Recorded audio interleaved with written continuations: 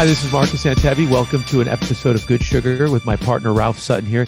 Today we have a great guest who I met at Juice Press years ago. Her name is Tara Stiles.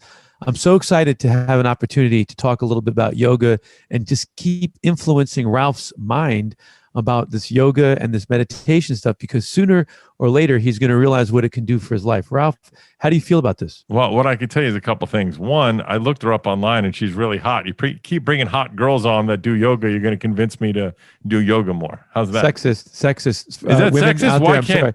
Why can't you look at something objectively that you can think is beautiful, whether it's a flower? I don't know. Why is looking? If I say a flower is beautiful, sure. Is that sexist? I don't know. I think you should know. I'm not going to say any more than that. I just I'm calling the sexist. I'm pulling the sex card. You get a yellow flag for that one. That's a strange thing. All right, so a couple of quick things, Marcus. Number one, which is new to me. I'm sure you're not a big fan of this, but I'm excited that I got it. My Peloton bike. It's right here. You can't see it. Huge fan. And I just did my first Peloton bike ride this morning. Why would you say I'm not a big fan? Because it feels a little. Maybe you don't care, but to me, it feels a little cultish. You know, no, people are I don't care about stuff like that. That bothers me. I don't know, but I did, because it's getting colder, and while I have been running a lot, which I'll tell you a little about in a second, I did decide to get this for the cold weather, and I did my first Peloton ride this morning, just 15 minutes to see if I liked it. There were 10 people in my bike ride.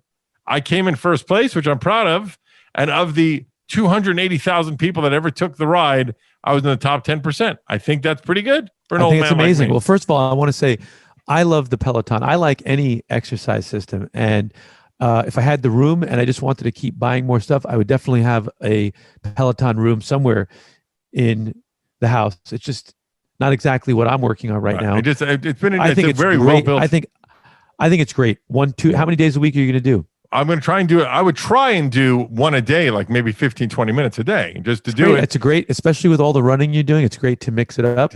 Yeah. I did, and that's the thing on the running, which is crazy. I've been generally doing Tuesday, Thursday, Saturday, 3, 6, and then at least 9, if not more than 9. And this past week, I broke 12 miles, which is almost a half marathon, which is pretty crazy. It was 2 hours and 20 minutes of continuous running. Is nuts. Well, the good news is your appearance is changed. You looked like you were dying when we first started the show, and you actually look healthy again. So yeah, that's you're obviously getting enough fitness. I'm trying. Well, that's important. Getting enough fitness could make up for a lot of other mistakes in your life.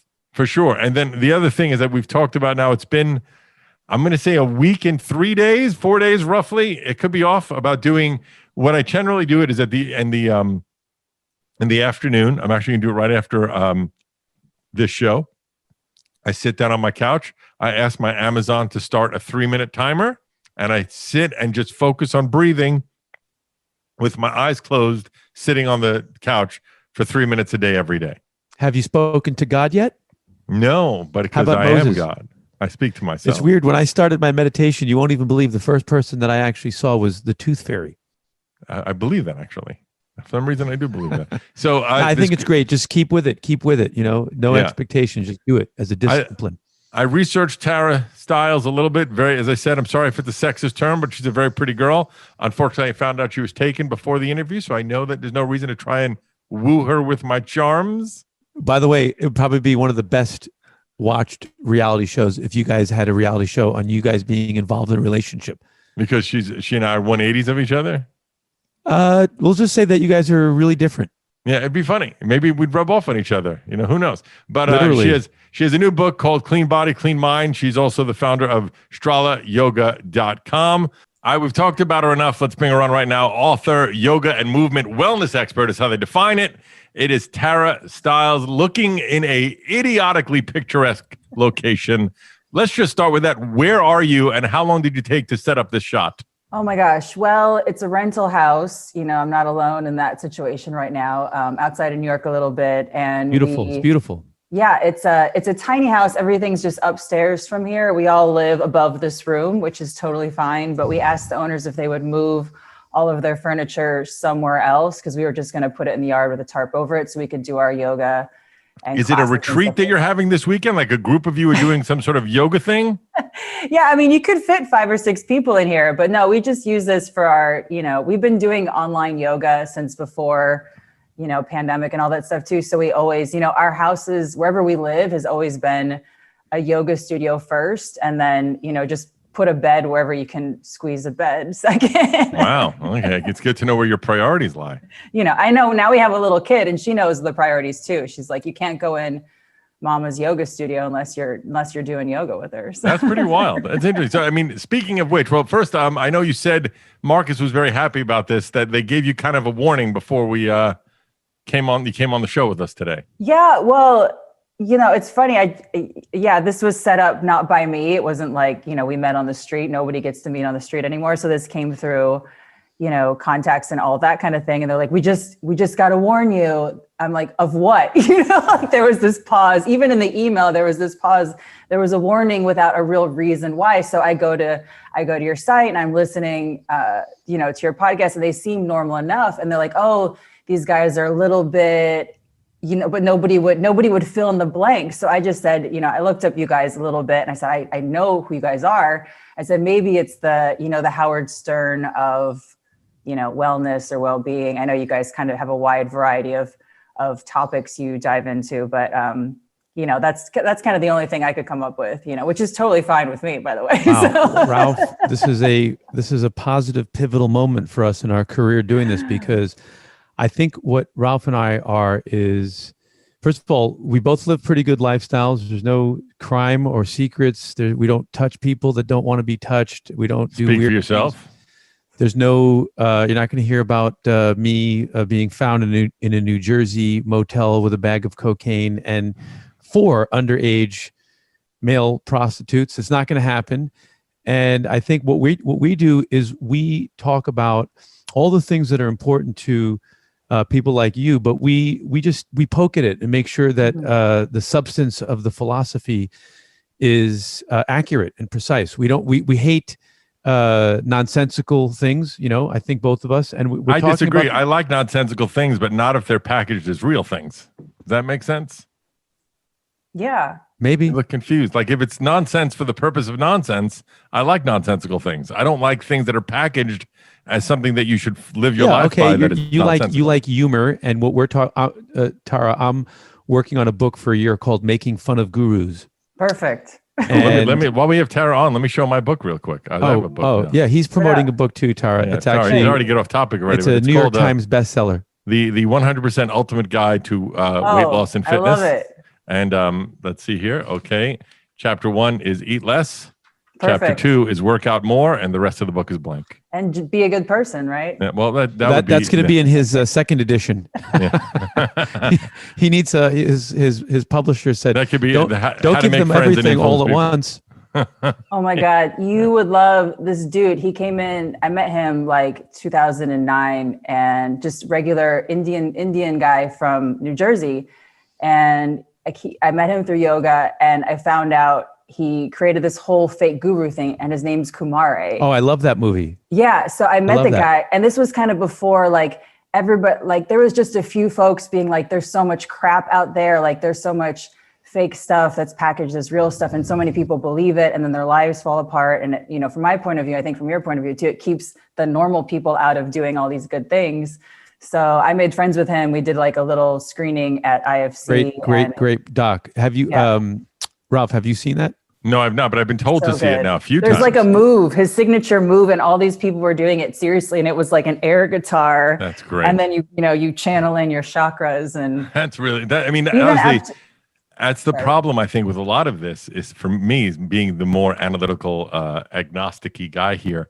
I find a lot of it to be hocus pocus and nonsense. So when someone can so easily navigate that world and become somewhat influential, it shows you the delicate nature of it. So that's why it's harder for me to embrace that stuff. I get it.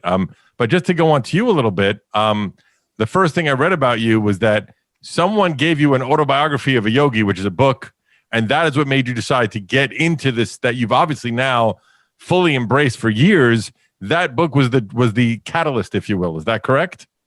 Yeah, well, I did dance growing up. I did classical dance, and my ballet teacher, he was in New York in the 70s with ABT, and he got into yoga and kind of that first wave of yoga stuff in New York, I guess. I don't know. But he brought in a regular yoga person. Before yoga, I didn't think it was a job or anything. So we had this yoga teacher on Fridays for relaxation. And I just thought, holy crap, these are all the feelings I had growing up. My parents were kind of like boring, straight edge hippies, never drank or did drugs, but like, you know, we lived this simple lifestyle. So I thought, this is awesome. My first reaction was, I want to do this for my life as a self-learning tool.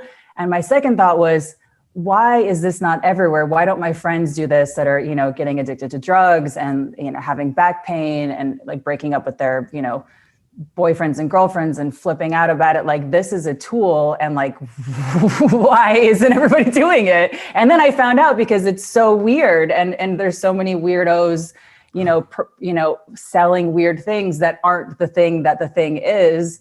And that just made me so angry. And then I had to just, you know, I mean, I'm still a little angry about it, but I had to like work through that in order to just, you know, I'd never wanted to become a yoga teacher. I didn't even know that was a job, but it just kind of kept coming back to me because, you know, a regular friend would be like, my back hurts. And I'd be like, oh, try this move. And like, oh, I feel better. And I'm like, yeah. And then they'd go into a yoga studio. They'd be like, well, they told me I smell like tacos and I can't come back, you know? Right. So it's just I've told the story on the show where one of the yoga classes I've taken, one of the first times I went in, they brought out the bowl and they gonged it and the whole class went, ah, I just got up and walked out. I said, this is not for me. It's too nonsensical, you know, but there's movement and things that can be therapeutic if you put away the nonsense. And that's how I feel about it. Marcus has actually had me start meditating every day, and I've gotten used to it now where I do. Cool. I'm only at 3 minutes. I'm not, you know, breaking any meditation You're breaking records my rule. here. You're breaking my rule.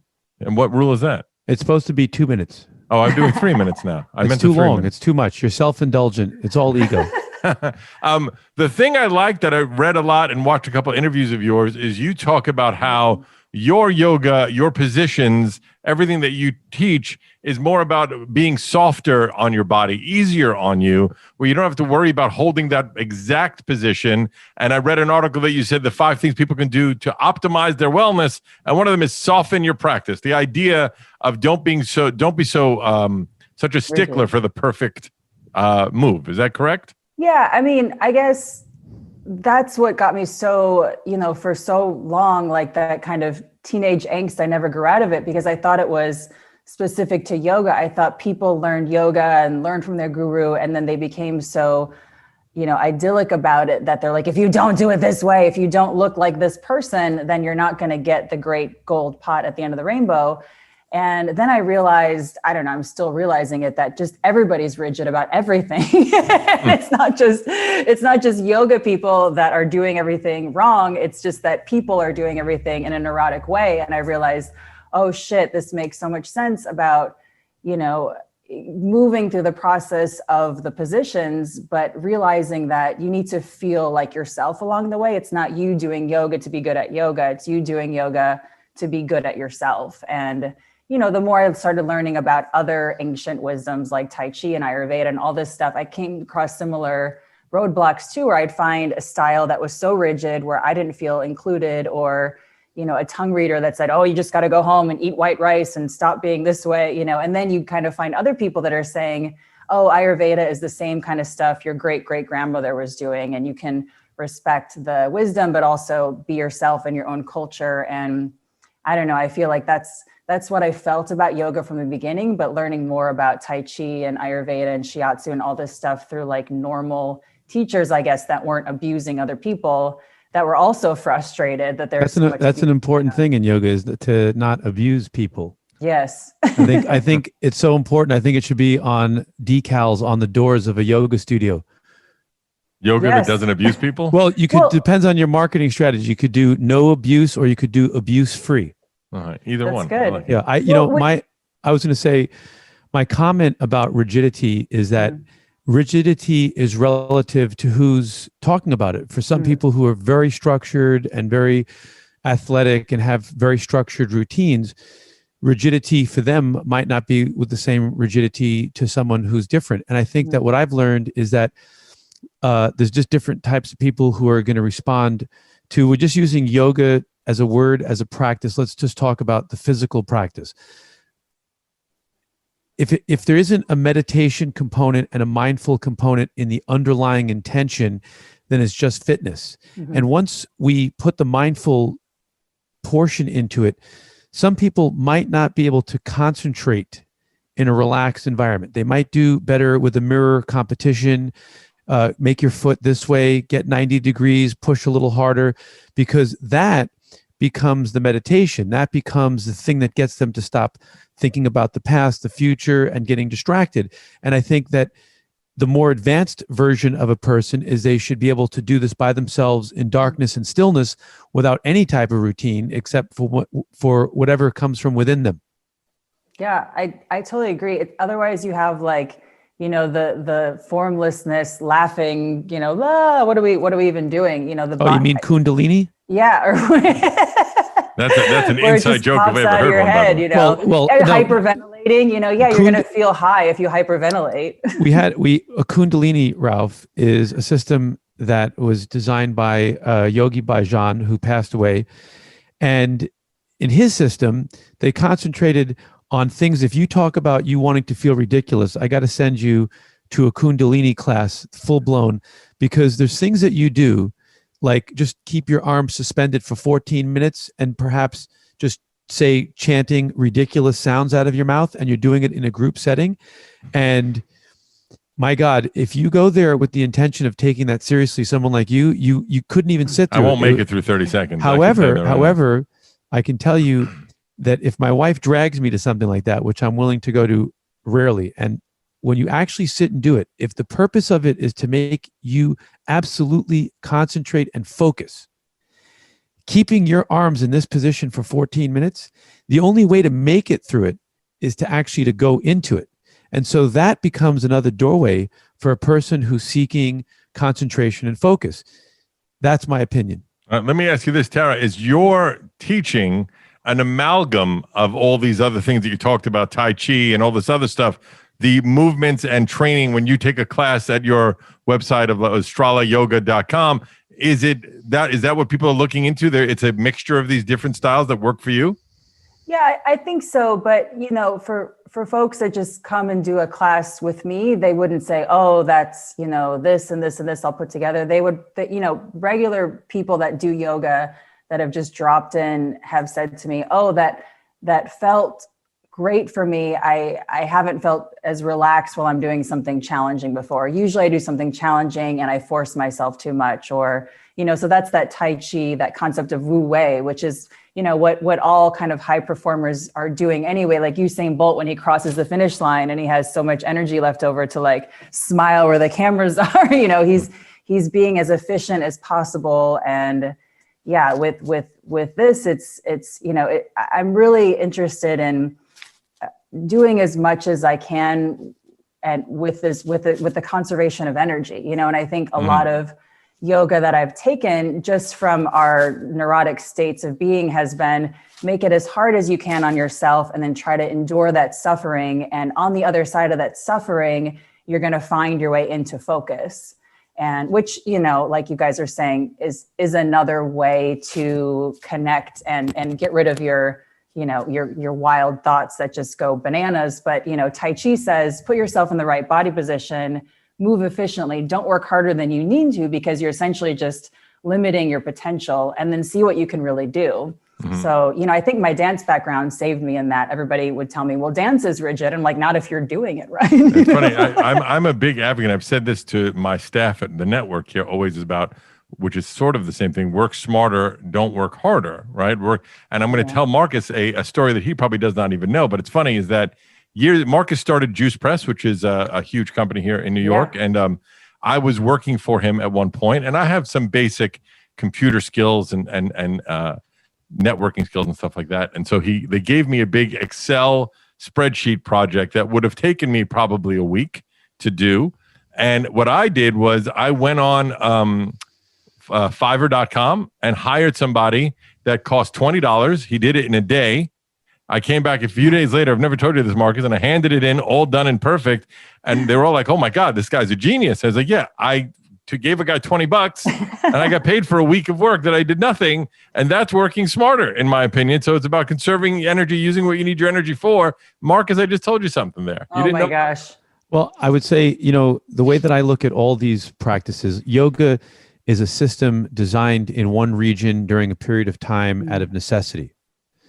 If you looked closely at humanity over the thousands of years, you would find groups of people that lived in tribal life. They lived close to the land. They lived in accordance with nature. They kept the right diet. They had very strong metaphysical worldviews, whether they're right or wrong. A belief system is really important to your chemistry.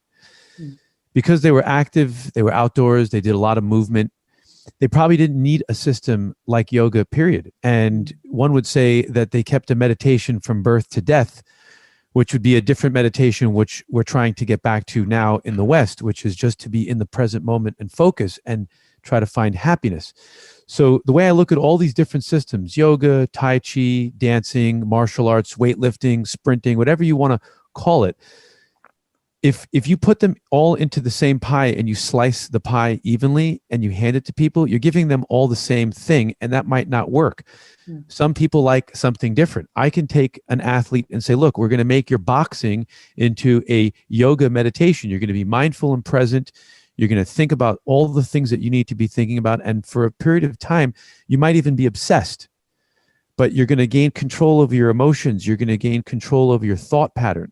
And that's the thing that I feel is missing in a lot of beginning yoga teachings, is there's not enough emphasis from the elder people trying to teach younger people that the name of this entire game is to get control over your body, to get control over your mind, have control over your breath, so that you can sit quietly and you can realize truth. Simple.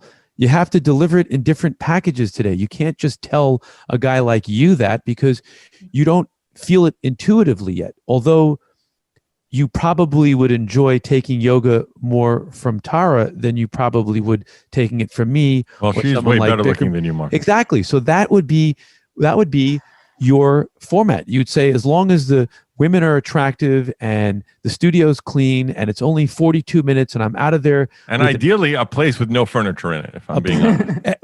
If all the elements are right for you and you show up and you keep showing up, and then suddenly a good teacher comes in and they help you to change some of your intention. Why are you here? Well, this is the beginning of your practice. The middle part of your practice is, let's say you did get to a state where you can meditate for 10 minutes, where you're just sitting in the present moment. You're not zeroed out into nothingness, which is a goal, which I think is meaningless. You find a way to concentrate and focus. Now, someone can perhaps say, well, let's see if you can do that in emotional therapy. Let's see if you can go to a therapist's office and put in that same effort and actually concentrate and focus and get. Oh, we just lost him in a diatribe. Wow. Amazing. All right, so Brian, being that he was on a long diatribe anyway, I will bring it up here and just ask you, Tara, a little bit about your book, because your book is supposed to be, it's called Clean Body, Clean Mind, but it's a 28-day detox. Can you tell me what that kind of detox is? Are you just saying remove the bad food, or is it more involved than that? Yeah, I mean, it's like you kind of brought up all the ancient wisdoms, and, kind of seeing a need to make these things really work. So it's sort of a part of, the mind. So getting clear in the mind, meditation, but just looking around your house, seeing how you can make space feel better, just organize yourself. Okay. And not my ideas, really ideas from feng shui expert friends of mine that have explained it to me in a way that I know that my friends from high school would like to do. And, and then a spiritual reset, same kind of thing, our connection to that. What do we want out of that area of our life? Talking to a rabbi that used to come to the studio, and a friend of mine who, passed away of cancer and had all these kind of like ins and outs of, right before death thoughts, kind of what the heck are we doing with that part of our self? Mm-hmm. And then moving on to the more familiar, changing the way we look at our nourishment, changing the way we look at our movement as well. So yeah, it's funny that I've talked about this. I'm a big cleanser in terms of like things I'm not using in my apartment. If I haven't used them in a while, I just donate them, give them away, whatever.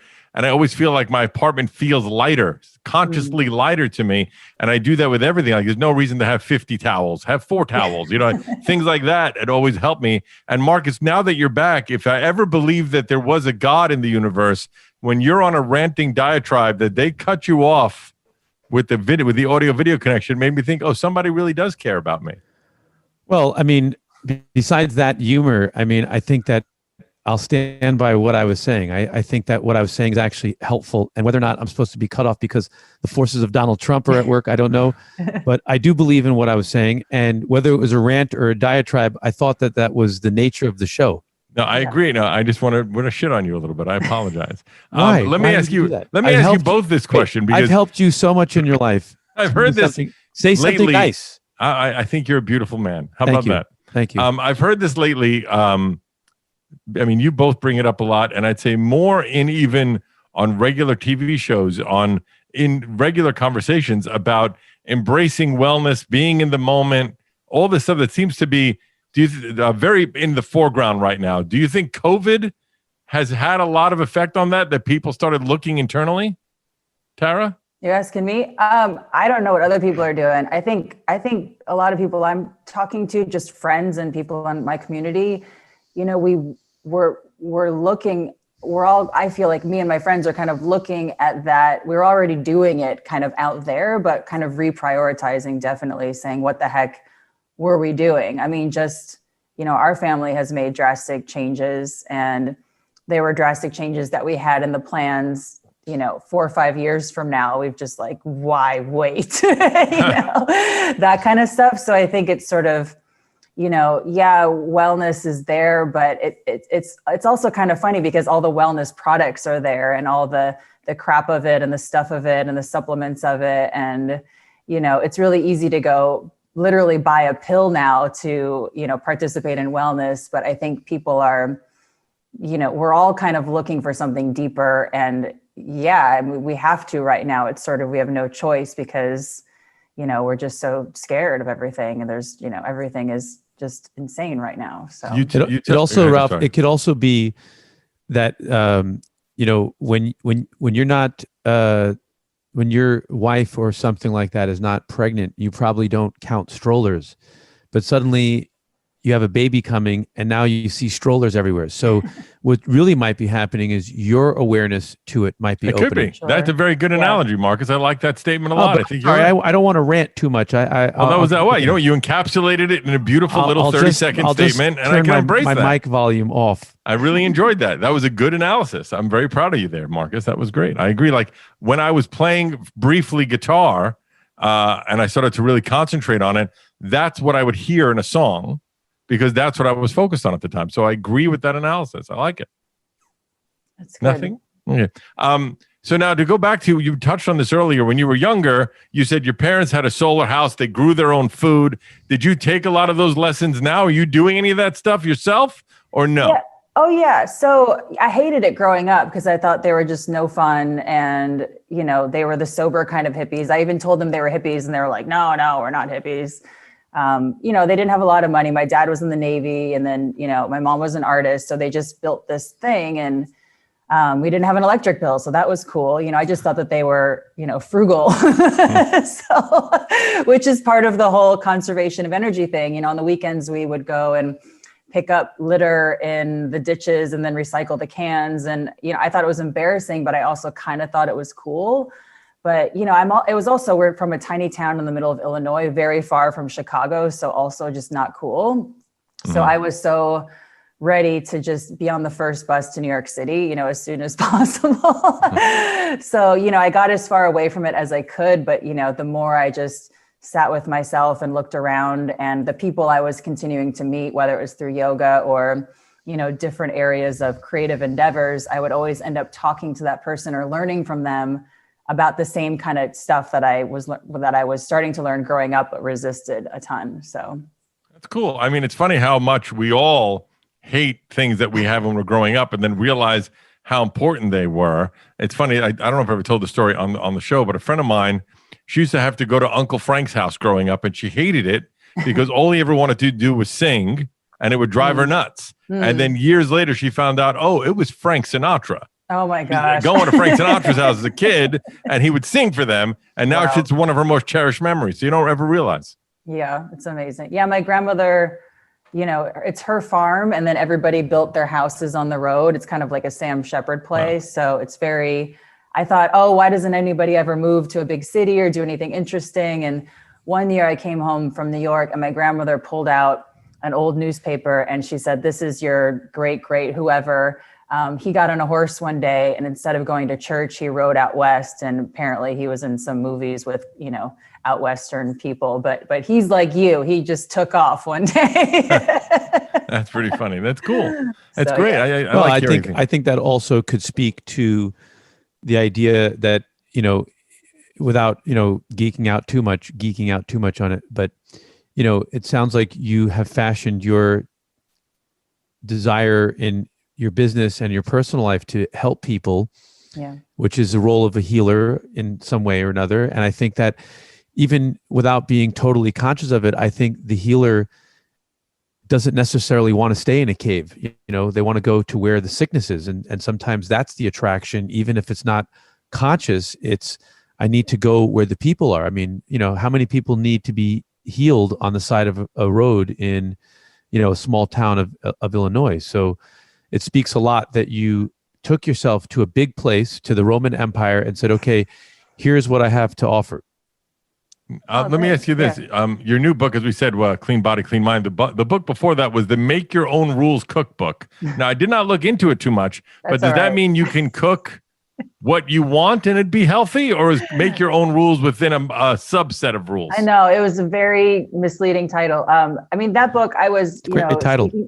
Yeah, thanks. But speaking to just the experiences, the more I made myself available, the more I was getting to meet people from all around the world, as you do in New York anyway. I mean, it's always like having a yoga studio is like a dirty bar joke, like a rabbi, a supermodel, and somebody from Malaysia walk into the yoga studio. Like there's no punchline. It's just awesome, and that was my dream, just to meet people from everywhere. And when you have this common interest of yoga, meditation, and spirituality, these people I were meeting, I didn't know if they were doctors or lawyers or scientists, but they would share with me their recipes. And they were all, usually these, plant-based recipes from Malaysia. And somebody would share with me what they were doing from their grandmother's cooking. And then I learned the same thing from Japan and the same thing from France. And I thought, oh, I just want to kind of put everything together in this global way, but make it simple, so it's not like you have to go and get all these really expensive ingredients, but things you can do in your own kitchen to explore,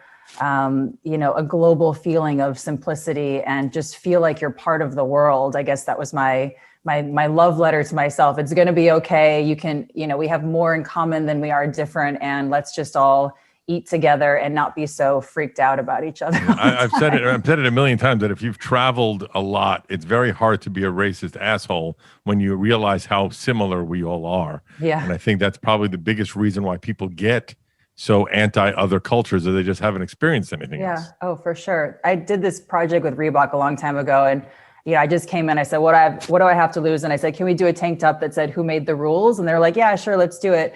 And I got to go to Malaysia for one of the events, and there was all these Muslim women wearing Who Made the Rules tank top. And there was this picture. It's my favorite, one of my favorite memories, not just because of the picture, but then I made friends with all of these women, and they're so cool. And I probably would have been too intimidated to go talk to somebody like that if I was just walking around, even in New York. So. Now, the Strala Yoga website I went on is very beautiful website. Well done website, by the way. Kudos to your web designer, or if it was you, kudos to you. You have online classes. Are you still doing in-person classes as well, or you can't really do that these days? Because that is an option on your site. Yeah, we usually gone everywhere we go. We get to go everywhere now, which is great. So we had a studio in New York for a long time, and then started going around to Berlin, and got a chance to go to Sundance in Utah for a little while and hold retreats there. So, we kind of canceled the year, and then we have stuff picked up again in March and April and onward. So hopefully we'll get to do that. But yeah, I mean, we have a community kind of everywhere. So there's been different kinds of rules and restrictions. Some of our friends in Germany got to come back and do classes at their studios, and now they're doing different things now. So it's sort of, I mean, the silly thing is, before this all started, we had this tagline, because I've always done online videos since the beginning of YouTube. I thought, oh, this would be a great platform to share with my friends back home. But, we had this silly tagline, online is great, in person is magic. And then we've had that for years, just as like our inside community thing. And we love to stay connected, obviously online, when we all go back to our lives. And, we'd meet in Berlin or London, and people come from the countryside or wherever, and, they have their city experience and then go back to their, wherever they are and stay connected online. We're like, oh, back to the digital relationship. It kind of sucks, but it's nice that it's there. So yeah, online for now is all we have, but we're excited to get back in person for sure. That's one of my lines, because Marcus is married. You are as well, I believe. I'm a single man. And one of the things I will do, because these days that's what it is, if we're friends on Facebook or Instagram, and then I have her phone number and we're texting, I'm like, wow, Facebook friends, Instagram friends, and texting, by today's standard, we're married. Yeah. That's really what it is these days. Does Strala mean anything that I don't know? Is that a term that it means a lot of things? I don't know. So I was an idiot. I am an idiot. But, when I met my boyfriend at this Krishna Das Dharma Mitra event, and he was like, this was a long time ago, and he was the first straight guy that I met that ever was at a yoga event. And I was like, crap, I'm going to have to marry this guy. But it ended up working out okay. Now there's other straight men that do yoga, which is great too. But he was the one. So we started a studio in his apartment at the beginning. He had a slightly larger apartment than me. And I just was reading a lot of Osho books like a weirdo in my apartment, and was writing down the titles of them, strength and balance and awareness, and just mushed the letters together. And I didn't know like anybody would come. So, who cares what the name is? So we just put Strala on the front door just as, so the neighbors wouldn't think anything of it. And then it wasn't until later that year, I got opportunities to write for different magazines and blogs and stuff. And a Swedish newspaper came in to do a little article on me. And they said, oh, it's so cool that you called this Strala. And I'm like, what the heck is Strala? And with a circle over the A in Swedish, and it means to radiate light and to emit rays and to also smile broadly. Oh, and wow. I thought, well, that's kind of the whole idea of what, I feel about whatever the heck this is. So, okay. So you just made up an amalgam word, so to speak, and then it turns out that it actually had a meaning. Is that right? Yeah. That's pretty cool. By the way, one thing I forgot to bring up at the top of the show, Tara, is that about 2 weeks ago, Marcus yelled at me because I would always wear T-shirts. And he said, you need to start wearing button-down shirts. We need to look more professional. We'll both wear button-down shirts. And now 3 weeks in a row, I'm wearing a button-down shirt like an idiot, and he's wearing sweatpants. Oh, you guys look good. This is a cashmere. I don't give a crap what it's made out of. I've had it for 14 years, and it's the only thing that my beloved grandfather left me. And none of that is true. Oh my well, God. this is cashmere. This is a sweatshirt I've owned for 14 years. Well, just and so you know, when I said we need to wear a button shirt, I was being gentle and saying you're using the collective we. You're doing the non-collective we. Yeah. That's a very yoga thing to do, by the way. You got to trick the students. Yeah, you did a good job. So Marcus, can I ask a question? Yeah, ask a couple of questions. I have to go to a funeral soon, so we got to wrap this up pretty soon. Oh gosh. So we're not this necessarily. This is my mom's shirt from the 70s, by the way. I love that. That's a great shirt, by the way. Great shirt. By the way, I had set envy. Your background is. The more I looked at it, the more I realized it was perfect. Yeah, it really is ridiculous. We just try to keep it minimal around here. Although I will say the Christmas tree is back coming out of your head again. I know. It's a problem. No, I don't mind. That's very festive, actually. I like the clean kitchen I see in the background. If there was a fire going on in the background, then you'd have 100% perfection, right? Because there's no fire. So, from non-political, but how do you feel right now about what's going on in this country, and what's your voice on this whole thing? Oh gosh, it's a big question. That is a big question. I mean, being a Trump supporter the way that you probably are, right? Are you upset that your candidate lost? Is what he's asking. Fraud. Man, Fraud. He didn't lose. He won. I got OAN, right? I've got Parlor on my phone right here. I don't know what's it called. Is it Parlor? I don't think, is that right? It might be right. Yeah, I think that's right. I don't know. The funny thing is, I'm kind of heartbroken because I used to do one-on-ones with Maria Bartiromo like 15 years ago. And she was like the first one to go to Parlor. And I'm like, oh man, I taught you nothing. No, it's all good. I try, by the way, in life not to take too much of a political stance because you're alienating half the country. That's what you have realized. If you say that. I mean, I think, the funny thing is it's so extreme, right? And being a good person is really the whole thing. I mean, I had no idea about I don't even know what QAnon. Okay. So there was a bunch of yoga people talking about it. because people in their comment sections were involved. So apparently, either our community I'm involved in is so small or just so unaware of conspiracy theories because we don't have anything to do with them. So, like basically everybody that I'm around is not like a hardcore liberal, but I think we all kind of have common sense. So, there's one woman who came, who I'm friends with on Facebook, who I was really concerned. I thought I was getting fed weird news, but it was a picture of a rally in Arizona, a Trump rally. And I was like, how did that get on my news feed? And then I looked at her name. I didn't know who she was. She came to an intensive years ago. And then she reached out to me on Twitter, and I'm like, just to like say hi, super randomly, like she must've felt insecure that she posted that or something. And I'm like, how are you doing? What's going on? Like, why are you nuts? Like nobody else is nuts. You're the only one. I didn't say that because I'm like, oh, you're supposed to reach out, whatever. Like, Barack Obama, tell us what to do. But she just said, I hope you're feeling okay. This was like, the night after the election. I remember going to bed thinking, okay, Trump won. I have to lead a yoga class. Like, how am I going to do that? And then waking up and seeing like, oh, it's changing. The mail-in votes are getting counted, whatever, all that crap. But so just kind of being on that roller coaster ride. And then, she wrote back and she said, well, it's hard for me to be okay when the world is so messed up. And I was like, yeah, I feel that. I totally feel that. I still don't know why you went to a Trump rally. She probably was on the other side of the fence. It's funny though. Tara, hasn't in reality, hasn't the world and the universe always been in a constant state of creative flux followed by destructive flux? I mean, I think what Trump has done is he's brought to the surface where the sickness is in this country. And I think there's a lot of opportunity for the people who are already on the right side of history to really reinforce why they're on the right side of history.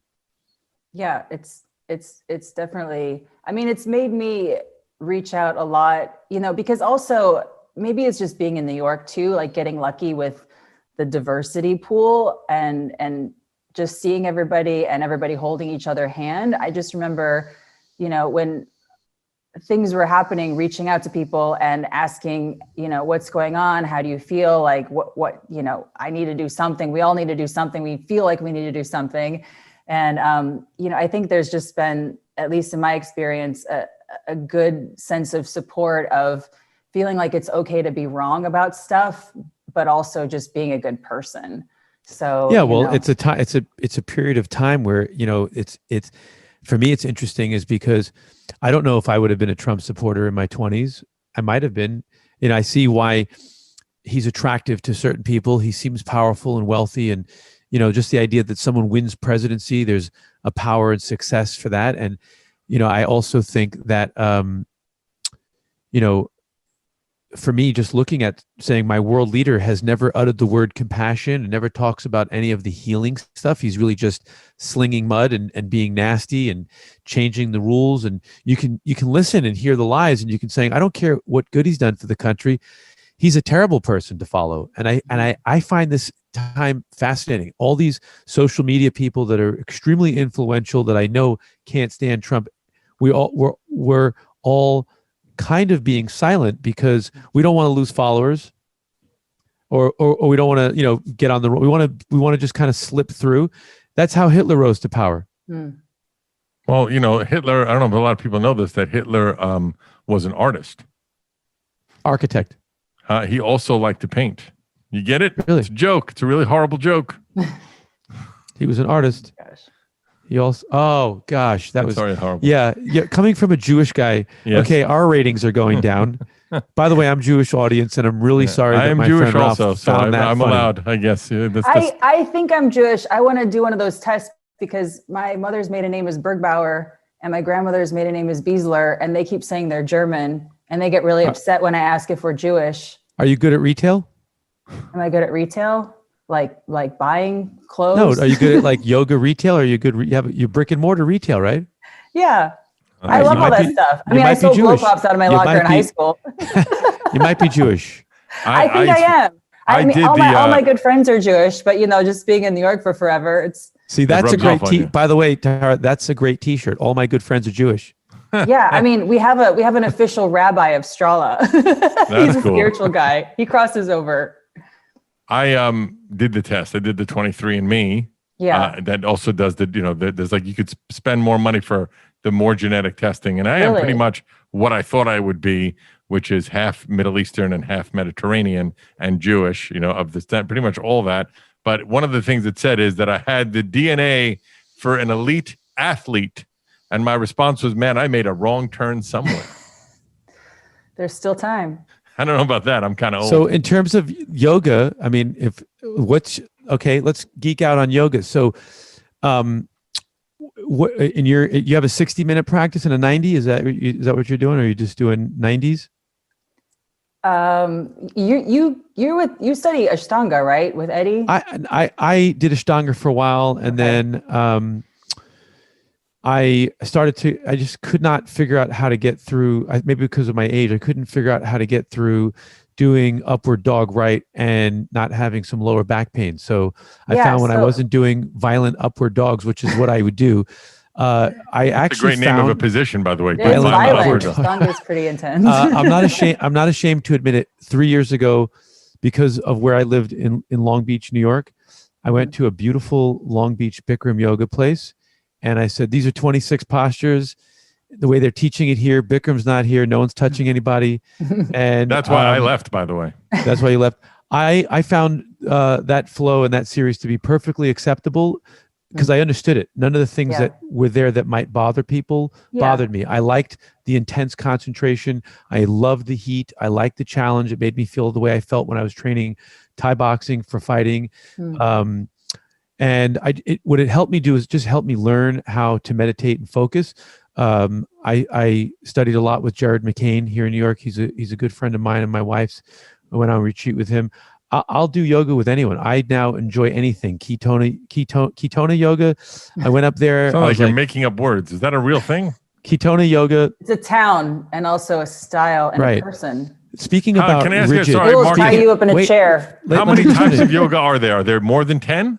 There's millions. Yeah. No, really? Every teacher is a type. It's like potato chips. Wow. Yes. And every teacher is a type. A great, I know a coach who teaches soccer. I know a school teacher. When they're teaching school, they're practicing yoga. They're focused. They're breathing. They have a flow. They understand. They're awake. Yeah. So they're practicing. So yoga is just physical yoga, the practice of the postures. The postures themselves have absolutely no meaning. You don't get into a posture and suddenly you've tuned yourself, and now all of a sudden you're going to tune into this frequency that no one else can hear. Maybe, but not really. Can I ask, I'm sorry, Mark, I'm just curious about this. Yeah. Do I need, if I want to create my own form of yoga, just start right now. Is there a path to like accreditation that, this is a yoga that's recognized There's many. Absolutely. That's so if you were teaching a system called Ashtanga yoga, came from someone called Putabi Joyce, who was in Mysore, India. They actually have a business. You could be sued if you teach their system without their permission. So there's a lot. Bikram had the same thing going for a long period of time. And there's obviously a lot of people. Bikram actually tried to either patent or copyright his series of postures. He actually lost in court. And they said, you can't do that. You can't take postures that have been around for thousands of years and say, now these are mine. Okay, fair enough. I like that. Except Tara. Tara's allowed to do it because she's a nice person. Is yours copyrighted or trademarked in any way that you can say? The only thing I did was trademark the name Strala Yoga. That's it. Just so, and we started opening partner studios because people in our community would say, I want to open a Strala. And I'm like, no, I don't want to do a franchise. I can't do it. Like, I can't mentally do it. So, but you trademarked the name? We trademarked the name Strala. How does that affect your concentration of focus that you have such an attachment? It doesn't. I've risen above all that shit. Wow, you're amazing. My lawyers do it for me. Marcus, we got to wrap up. It only protects, so if a girl in Germany, for instance, has, and it's not called Strala Yoga, it's called, her studio, Yoga Liba is the name of it, and it's Strala because that way she can do the workshops and has the community. It's like, if you're involved in our community and if you live there, don't do yoga with me online, go there because she's a real person. And last question. Yeah. If I came to your studio to practice yoga and I brought with me a beautiful bouquet of flowers and I dropped them at your feet and I collapsed on the floor in absolute reverence of you, what would your reaction be? I would probably, scoop you up and pick up the flowers and put them in a vase. And it's a very strange question. Right. I was wondering where that was going. I would just assume that you passed out of exhaustion coming from a Bikram yoga class or something like that. Carrying all those flowers was so heavy. Heavy. A glass of water. The new book, Clean Body, Clean Mind, is out. StralaYoga.com if you want to sign up for online classes and stuff like that. Anything else you want to plug, Tara? God, Ralph, you're such a pro. You're so commercial. That was very at the professional. End. That was so please. good. Well, one of us did radio for 20 years. I'm just excited about you guys being so edgy. I mean, I got to keep going back to the podcast. You weren't mean to me at all. I was like, sweating. Well, I knew you two would get along because you both have very similar. Organic deodorant for this. You're great. And, I took Eddie Stern to his first hot yoga class. He told me, he gave me the honor. And he practiced perfectly well. I took him to Bodhi. One, I don't know if they're still in existence, but he was behind the mirror. I watched him. He practiced. He did all the postures. And when we came, I said, what'd you think? He said, I think that all yoga is great. Oh, what I love about Eddie is he's a nice person.